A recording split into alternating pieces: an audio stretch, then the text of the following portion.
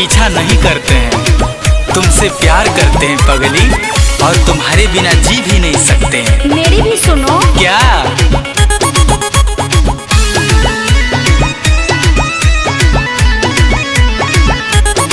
प्यार कैसे करोगे गाँव घर में, ये चटका है सवार।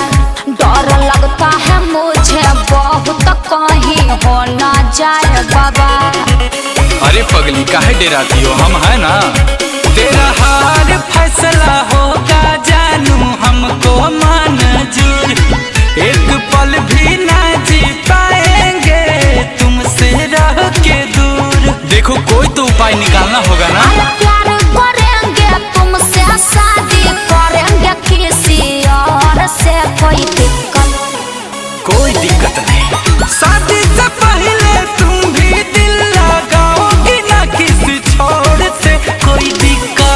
कोई दिक्कत नहीं।